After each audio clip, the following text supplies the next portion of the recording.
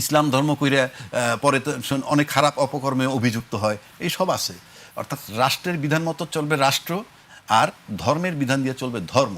সে কারণে আপনি বলতে পারেন ধর্মটা কিন্তু ইন্ডিভিজুয়াল, যার জন্য বলা হয় ধর্ম যার যার, আর রাষ্ট্রটা কিন্তু সবার।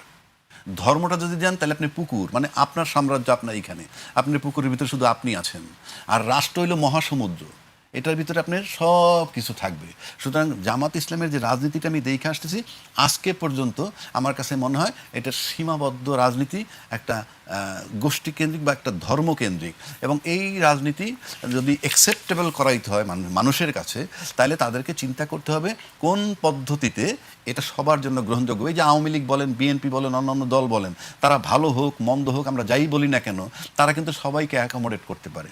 আপনি সবাইকে যে অ্যাকোমোডেট করবেন আপনি মুখে বললে হবে না, ইন অ্যাকশন আপনি অ্যাকোমোডেট করায় দেখান। তো এইটা হলো এই। আর সেকেন্ড আসেন পার্লামেন্ট। জামাত ইসলাম আমি যদি আউটার মানে বাহ্যিকভাবে দেখে বলি, আচ্ছা আমার কাছে মনে হয় ঘুষ খাইতে দেখি নাই, কিংবা চাঁদাবাজি করতে দেখি নাই, যদিও তাদের বিরুদ্ধে অভিযোগ আছে, এটা কি বলে, কি নেয়, হাদিয়া নেয়, জাকাত নেয়, আরও কি নেয়। কিন্তু আপনি যদি ওইভাবে চিন্তা করেন যে আমরা এইগুলা বাহ্যিকভাবে দেখি নাই, কিন্তু আজকে যখন পার্লামেন্টে তারা গেল, পার্লামেন্টে কিন্তু হ্যাঁ সংখ্যাগরিষ্ঠ দল বিএনপি, জামাত আমি বলতেছি যে রেজিমেন্টেড ক্লিন মনে হয় আউটারলি, কিন্তু আপনি যখন পার্লামেন্টে আমি পারফরমেন্স দেখতেছি, ওদের কাছে অনেক মেধাবী লোকও আছে আমি শুনি, কিন্তু আমি পারফরমেন্সটা খুব ভালো দেখতে পাচ্ছি না। যেমন ধরেন আমি দেখতেছি একজন চৌকস লোক বিএনপির স্বরাষ্ট্রমন্ত্রী সালাউদ্দিন সাহেব, সে যেভাবে রোলটা প্লে করতেছে খুব বোল্ডলি, আপনি দেখেন জামাতের কাছ থেকে আমরা এরকম কোনো বোল্ড শব্দ পাচ্ছি না। আপনি যদি বলেন সালাউদ্দিন সাহেবের সংবিধানের ব্যাখ্যা দেয়, আপনারা পইরা আসেন, পইরা আসলে পারলে এভাবে বোল্ডলি কাউন্টার দেন। মানে আমরা যেটা আশা করছিলাম যে খুব বোল্ডলি তারা বলবে, সেই বোল্ডনেসটা আমি দেখতেছি না। কেউ কেউ বলছেন যে সরকারি দলের যে সালাউদ্দিন সাহেবরই মোকাবেলার করার ক্ষমতা বিরোধী দলের নাই। আমরা ইনফ্যাক্ট তাই দেখতেছি, মনে হয় যে সব কিছু ম্লান হয়ে গেছে। এটা আমি ছোট করছি না, সালাউদ্দিন সাহেবকে অনেক বড় করছি না, ওদেরকেও ছোট করছি না, কিন্তু পার্লামেন্টে তার প্রাণবন্ত হবে সেই প্রাণবন্ত জিনিসটা আমি দেখতেছি না। এখানেও মনে হয় তাদের কিছু ঘাটতি আছে। আমার কাছে মনে হয় এই দিকটাও তাদের ডেভেলপ করা দরকার। তার সাথে সাথে চিন্তা করা দরকার যে তার দলের গ্রহণযোগ্যতা কিভাবে বাড়াবে, কারণ religion is for individual, state is for all. সুতরাং আপনার দলকে আপনার সবার কাছে গ্রহণযোগ্য করতে হইলে কিভাবে করবেন, আমার দৃষ্টিকোণ থেকে আমি সেটা দীর্ঘদিন আমি দেখি নাই যে সবাই তাকে গ্রহণ করবে, এরকম কোনো অবস্থানে তারা নেই। জি, আমি আবারও আসছি আলোচনা, একটা বিরতিতে যেতে হচ্ছে আমাকে। একটা বিরতি নিচ্ছি, ফিরছি এখনই।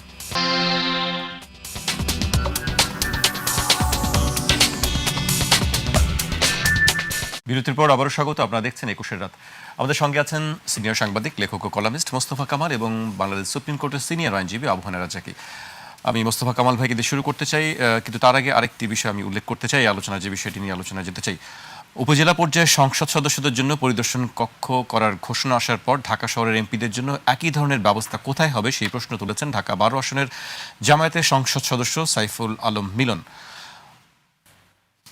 মানে ঢাকায় কোথায় হবে সেটি তিনি প্রশ্ন তুলেছেন। বিষয়টি এত দুঃখজনক, আরও বেশি দুঃখজনক এই বিষয়বস্তুটি সংসদে উত্থাপন হয়েছে এনসিপি নেতা হাসনাত আবদুল্লাহর মাধ্যমে, যারা দীর্ঘদিন বলেছে এবং মানুষও সেটা কিন্তু খুব গ্রাহ্য করেছে যে এমপিদের পুরো নাম হচ্ছে মেম্বার অফ পার্লামেন্ট। তারা থাকবেন সংসদে, থাকবেন অর্থ ঘুমাবেন তা নয়, সংসদীয় কাজকর্ম নিয়ে আইন সংস্কার করবেন, আইন তৈরি করবেন, দেশের প্রশাসন যন্ত্র ঠিকভাবে চলছে কিনা, কোন প্রক্রিয়া চললে আরও ভালো হয়, তারা এগুলো নিয়ে কাজ করবেন। তারা রাস্তাঘাট নিয়ে থাকবেন না, ইট রড বালো সিমেন্টের কারবার নিয়ে তারা থাকবেন না। এই কথাগুলো কিন্তু মানুষ খুব খেয়েছে, আসলে যৌক্তিকতা আছে। তাহলে তথাকথিত ওই ডেভেলপমেন্ট ওয়ার্ক অর্থাৎ ইট রড সিমেন্টের কারবার কারা করবেন? করবেন স্থানীয় সরকার, উপজেলা চেয়ারম্যান করবেন, ইউনিয়ন পরিষদ চেয়ারম্যান করবেন, মেয়র করবেন। দেখা গেল এনসিপির একজন নেতা, যারা ওইটার প্রবক্তার মতো বলা চলে, যে তারা সংসদে নিয়ে একটা চাপও তৈরি করবেন এরকম একটা প্রত্যাশা ছিল, ওখানে তারা চেয়ে বসলেন কি যে তারা এলাকায় একটা অফিস চান, সোজা বাংলা কথা সেটা। তো ঢাকার যিনি আছেন তিনিও তো চাইবেন, এটাই তো স্বাভাবিক। তো চাওয়া তো কাছাকাছি হয়ে যাচ্ছে। তারা কিন্তু আমাদেরকে শুনিয়েছিলেন যে একটা নতুন বন্দোবস্তের কথা, কিন্তু দেখা গেল তারা পুরনো বন্দোবস্তকে আরও পোক্ত করতে চাচ্ছে। গত কয়েকদিন আপনি খেয়াল করেন, বিরোধী দল সাধারণত এগুলো বেশি করছে, খুব খেয়াল করবার মতো বিষয়। সুযোগ পেলে রাস্তাঘাটের কথা বলছে, ব্রিজ কালভার্টের কথা বলছে।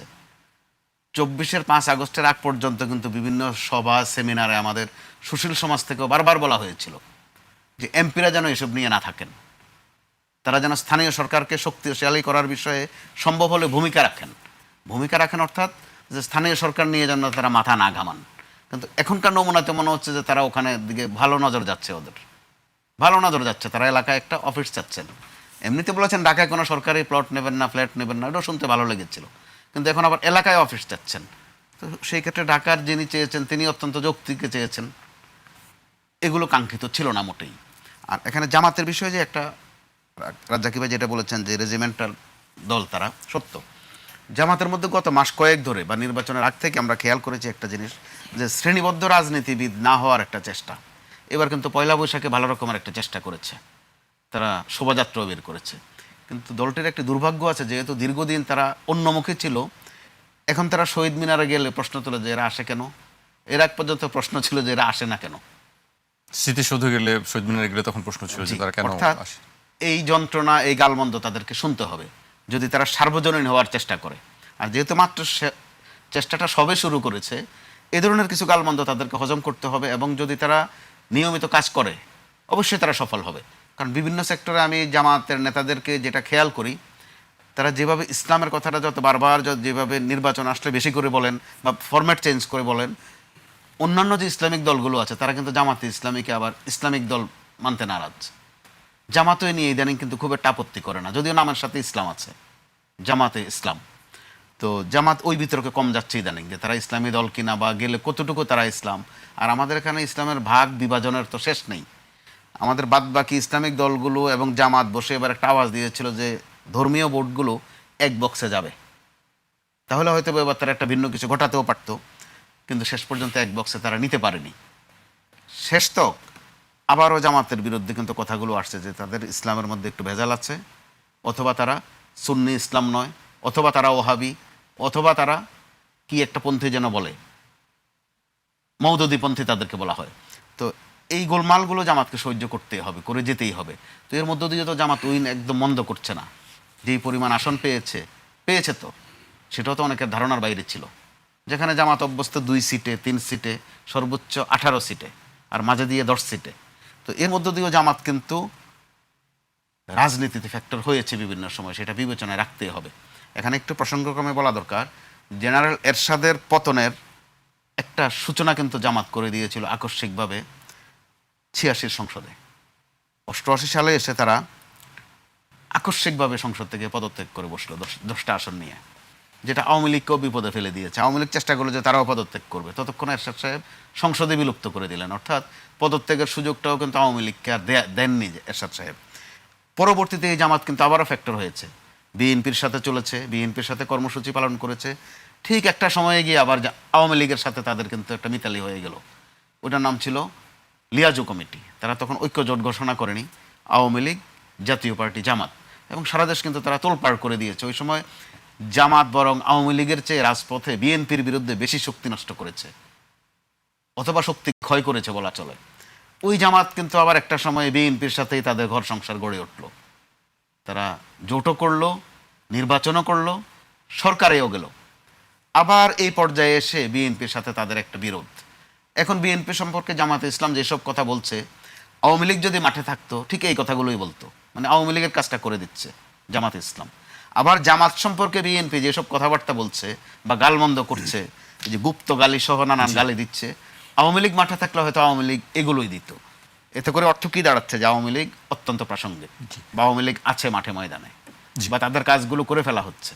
জি, আপনি অনেকগুলো কথা বলছেন। আপনি আপনার কথার সূত্র ধরেই বলছি যে আওয়ামী লীগ এই কথাগুলি বলতেন। আরেকটি কথা বিরোধী দলের পক্ষ থেকে বলা হচ্ছে যে বিএনপিকে আসলে শেখ হাসিনার স্ট্রাকচার বা আওয়ামী লীগের যে শাসনামল ছিল সেই শাসনামলের স্ট্রাকচারে ফিরে যাচ্ছে কিনা। আমি রাজ্জাকি ভাইয়ের কাছে প্রশ্ন করতে চাই, যেটি বিরোধী দল থেকে বলা হচ্ছে। বিরোধী দল থেকে যদি বলা হয়ে থাকে যে বর্তমান সরকার মানে আওয়ামী স্ট্রাকচারে ফিরে যাচ্ছে কিনা, এইটি তো প্রশ্ন। জি, প্রশ্ন হচ্ছে যে একটু প্রাসঙ্গিক একটা বিষয়ের পিছিয়ে একটু নিয়ে আসি, তাইলে বুঝবেন। এগুলার মানে হচ্ছে এই যে রাজনীতিতে শেষ কথা বলতে কিছু নাই, একটা কথা আছে না। দেখুন, মেম্বার অফ পার্লামেন্ট যারা, তাদের কাজটা কি সংবিধান মোতাবেক তাদের কাজ হইল রাষ্ট্রপতি নির্বাচন করবে, স্পিকার নির্বাচন করবে, ডেপুটি স্পিকার নির্বাচন করবে, হুইপ নির্বাচন করবে, বাজেট প্রণয়ন করবে, আইন প্রণয়ন করবে, সাব কমিটি তৈরি করবে, তারা বিভিন্ন বিষয়ে সুপারভাইজিং করবে, করার পর যদি তার পরিপ্রেক্ষিতে কোনো আইন করতে হয় তাহলে সেটা আইনটা করবে। তাদের শুধু দক্ষতা ওইটুক দরকার যে আইন করার সময় যাতে সংবিধানের সাথে সাংঘর্ষিক কোনো আইন না হয়, সেই মেধা ইনশাআল্লাহ তাআলা খুব কম লোকই রয়েছে। আমরা বহু আইন নিয়ম পাইছি সাংঘর্ষিক হয়ে যায়। তো বিষয়গুলো না, এইগুলো তাদের করার কথা। এইগুলো করলে তারা এমপি হোস্টেলে থাকবে কিংবা ঢাকায় ঘরবাড়ি ভাড়া করে থাকবে সেই হিসাবে। এখন আসেন, হাসনাত আবদুল্লাহরা গাড়ি চাইছে, কথাটা আসলে কিন্তু তারা যে গাড়িটা চাইছে তারা কিন্তু ওই ট্যাক্স ফ্রি গাড়ি চায় নাই, তারা চেয়েছে সরকারি গাড়ি। ডিসি সাহেবের গাড়ি চলে না, উপজেলা চেয়ারম্যান গাড়িতে চড়ে না, সেগুলো ট্যাক্স ফ্রি গাড়ি না, সেগুলো সরকারি গাড়ি, সেইটার কথা বলছে। আর যদি বলেন যে না ওই গাড়িই চাইছে, তর্কের খাতিরে ধরে নিলাম, ভুলটা করলো কি? রাজনীতিতে তো শেষ কথা বলতে কিছু নাই। গণভোট করেছিলেন, গণভোট মানলাম না, সংস্কার করার কথা বলছি, জুলাই সনদ বাস্তবায়নের কথা বলছিলাম, করলাম না, এটাও রাজনীতিতে শেষ কথা বলতে কিছু নাই। সুতরাং কেউ এগুলার দোষ ধরতে পারবেন না। দোষ যদি ধরেন তাহলে ছোট বইলা, ও ছোট তাই দোষ ধরলাম, তাহলে দোষটা কিসের? সকালে কথা বলেন, রাজনীতিতে শেষ কথা বলতে কিছু নাই মানেটা কি? সকালে এক কথা বলবো, বিকাল আর এক কথা, পরশুদিন আর এক কথা, এবং সেটা বৈধ গত 55 বছর যাবত দেখছি। কাজে এই ইস্যু কোনো ইস্যুই না, গাড়ি চাইতেই পারে। কালকে যদি কয় যে ট্যাক্স ফ্রি গাড়ি দাও, সেটাও দিতে হবে, শেষ কথা বলতে কিছু নাই। এটা তো 55 বছর ধরে আমাদেরকে শিখাইছে, তো এটা দোষটা কিসের? এইবার আসেন পুরনো স্ট্রাকচারে মানে ফিরে যাচ্ছে কিনা। আরও একটু রেফারেন্স দিয়ে নেই গাড়ি প্রসঙ্গে। জি। আমেরিকার মতো দেশেও কিন্তু এমপিদের বিভিন্ন জায়গায় অফিস থাকে মুভ করার জন্য, সেই হিসাবে গাড়ি চাওয়াটা অযৌক্তিক কিছু না। কিন্তু জবাব দিলাম ওদের ওই কথাটার, যে শেষ কথা বলতে যখন কিছু নাই, সবার অধিকার আছে একই কায়দায় চলার। নিজের কথা ঠিক রাখেন আগে, তারপর অন্যেরটা ঠিক রাখতে বলবেন। এইবার আসেন, আপনি যদি লক্ষ্য করে দেখেন 15 থেকে 16 বছর আগে, অর্থাৎ গত 15-16 বছর যদি আমরা ধরি ওইভাবে, বাংলাদেশের টোটাল মিডিয়া ছিল কি পতিত সরকারের পক্ষে? মানে যে সরকারটা চলে গেছে তার পক্ষেই তো ছিল। তখন কিন্তু 15-16 বছর যাবৎ এই মিডিয়ায় আজকের যারা সরকার গঠন করছে তারা কোনো কাভারেজ পায় নাই। বরং 10 ট্রাক অস্ত্র কারা কারা আনছে নাম লিখে দিচ্ছে পত্রিকা আগেই, বাবর, XYZ সব বিএনপির লোক। 21 আগস্ট গ্রেনেড হামলা হইলো, সবার আগে বেগম খালেদা এবং তারেক রহমান সাহেবের নাম চলে আসলো, অলরেডি করছে। পুলিশ রিপোর্ট হয় নাই, কিচ্ছু হয় নাই, পত্রিকায় ছাপে নাই, আমি তো বানাই বলতেছি না। রমনা বটমূলে কইছে এগুলাও সরকার করছে। মানে ক্ষমতাসীন সরকার কারা? তখন ছিল বিএনপি, তখন কিন্তু ক্ষমতায় ছাড়া। তারপরে এটা তার মানে কি? তার মানে হইল 15-16 বৎসর যাদের পক্ষে মিডিয়া ছিল, 15-16 বৎসর যাদের বিরুদ্ধে মিডিয়া ছিল, সেই মিডিয়া ঘুইরা যদি 15-16 বছর যাদের পক্ষে ছিল তাদের থেকে ঘুইরা এদের পক্ষে আসে, তাহলে ন্যাচারালি বুঝতে হবেই যে ওদের যে বৈশিষ্ট্যগুলো ছিল সেই বৈশিষ্ট্যগুলো তারা অর্জন করতেছে। তাহলে আসবে কেন? পত্রিকা তো পত্রিকার জায়গায় আছে। পত্রিকা আগে লিখতো মোস্তফা কামাল সাহেবের পক্ষে, এখন পত্রিকা লেখে রাজ্জাকির পক্ষে। অর্থাৎ মোস্তফা কামাল সাহেবের যে গুণাগুণগুলো ছিল, মোস্তফা সাহেব পলাতক হয়ে গেছে, এখন সেই গুণগুলো রাজ্জাকি সাহেব যত ধারণ করবে পত্রিকা কভারেজ তত পাইতে থাকবে। ভেরি সিম্পল, এখানে তো বোঝার কিছু নাই। তা নাহলে যেই পত্রিকা যা লিখছে আপনারা সবাই জানেন, সেই পত্রিকা রিভার্স হয় কেমনে? আর ইন্টারেস্টিং ব্যাপার হলো যে এখন কথা হলো পত্রিকা ঘুরলো না আমি ঘুরলাম, এইটা হলো কোশ্চেন। তা আমার কাছে মনে হয় যে পত্রিকার জায়গায় আছে, আমরা ঘুরে গেছি বিধায় ওনার জায়গায় আমি গেছি, তাই আমি আমার কাভারেজটা পাচ্ছি। যদি এখান থেকে আমি আবার ঘুরে যাই, হ্যাঁ, তাহলে আবার কাভারেজটা ঘুরে যাবে। কারণ আমার কাছে মনে হয় না পত্রিকার কোনো আইডিওলজি চেঞ্জ হয়েছে যাদের কথা বলি।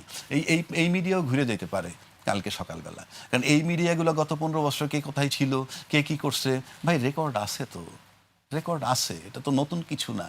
আমরা মনে করি যে আজকাল অ্যাটাক করে কেমনে এক একজনরে। আপনি দেখেন এই যে সংবিধান ছুঁড়ে ফেলার কথা, সেটা নিয়ে কতজনে যারা পার্লামেন্টের বিষয়ে বলতেছে এই সংবিধানই রাখতে হবে, এর কোনো বিকল্প নাই, তারই ভিডিও দেখাচ্ছে, উনিই বলছিলেন সংবিধান ছুঁড়ে ফেলার কথা।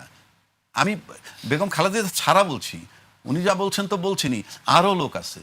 মিডিয়া সামনে আসতেছে, এটার মানে হচ্ছেই আপনি আমি যত চিন্তাই করি না কেন, আপনি সুটেড মুটেড যাই থাকেন না কেন, আপনি মেম্বার অফ পার্লামেন্ট থাকেন, মন্ত্রী থাকেন, you believe it or not, দেশের সাধারণ মানুষও অ্যাকচুয়ালি বোঝে। আমরা মনে করি কি জানেন, এরা কিছু বোঝে না। আজকে থেকে 40 বছর পিছনে যদি যান, দেখবেন গ্রামে মাতবররা যে বিচার করতো, লেখাপড়া জানে না কিছু না, অনেক ন্যায় বিচার হইতো, কারণ বিবেক বোধটা ছিল। আপনি এখন ন্যায় বিচার করবেন কি? আপনার তো বিবেক বোধই নাই। আপনি সকালে এক কথা বিকেলে এক কথা বলতেছেন, তাহলে আপনি কিভাবে আশা করেন? সুতরাং আপনি আমি আবারও বলছি, এই যে এই মিডিয়ার জায়গায় মিডিয়া আছে, আমি তো বললাম মিডিয়ার জায়গায় মিডিয়া আছে। মিডিয়া খালি লোক পরিবর্তনে মিডিয়া একই গুণে আছে। মিডিয়ার কাজ হলো কি? আমি কখন কার প্রশংসা করব, আর প্রশংসা করতে হলে কী করতে হবে? মিডিয়ার আইডিওলজি আছে। এখন মিডিয়ার আইডিওলজি মোতাবেক যিনি কাজ করবেন, মিডিয়ার কভারেজ সে পাবে। এখন আসেন, লোড বেয়ারিং বিম আছে কতগুলো? একটা বিল্ডিংয়ে 60-70টা বিম থাকে, কিন্তু এর ভিতরে লোড নেয় 15-20টায়। বাকিগুলা এক্সটেনশন করবেন, রুম বাড়াবেন, এই জন্য দরকার। কিন্তু লোড বেয়ারিং বিম 12-14টা। এই যে মিডিয়া জগৎ বলতেছে, মিডিয়া জগৎ আপনি আমার চেয়ে ভালো জানেন, লোড বেয়ারিং মিডিয়া কিন্তু সব না, সব না, 2-4টা। কোনো মিডিয়া আছে যে ইটসেলফ এ প্রতিষ্ঠান, ওখান থেকে সিদ্ধান্ত আসে। আমরা যেমন ভিতরে ঘটনা পাইছি 111-এর, এই যে যাদেরকে গ্রেপ্তার করা হয়েছে 111 ইস্যুতে ধরে নাই, ধরছে মানব পাচার আইন টেন ইত্যাদিতে, কিন্তু তারপরে বেরোয় এসেছে 111-এর কাহিনী। সেখানে 2টা পত্রিকার নামও বলছে। সেই পত্রিকার নাম না বললে এইভাবে আসছে, 2টা পত্রিকার সম্পাদকের কথা আসছে। আমার কাছে মনে হয় দেশবাসী সবাই গেস করতে পারতেছে, বাট আছে তো, তাদের মতোই আছে। General is in custody, but the paper authority is not in the custody. It does not mean যে আমি বলতেছি তাদেরকে নেন কাস্টোডিতে, নো। আমি কিন্তু অলওয়েজ ডিবেট করি, আমি আসল জিনিসটা তোলার চেষ্টা করি। আমি আপনারে জেলে নিবে, ওনারে জেলে নিবে না কারে জেলে নিবে, এজন্য আমি এখানে বসি না। আমি চিত্রটা দিতে চাচ্ছি যে ইনফ্যাক্ট হয় কি। কাজেই মিডিয়া যেহেতু যাদের 16 বছর যাদের বিরোধিতা করছে, কোনো রিপোর্ট তদন্ত হওয়ার আগেই যখন তাদের বিরুদ্ধে লিখছে, সেই মিডিয়া যখন ঘুরে গেছে, সেই মিডিয়া নিজে জানে না তখন লিখতো কি? সেই মিডিয়া তো জানে। আপনি কি চিন্তা করেন কেউ না জানুক? একটা কথা আছে, কয় ডুব দিয়ে খাই পানি, আল্লাহ জানে আর আমি জানি। তো যে পত্রিকা তখন কেন লিখতো আর এখন কেন প্রশংসা করে, সেটা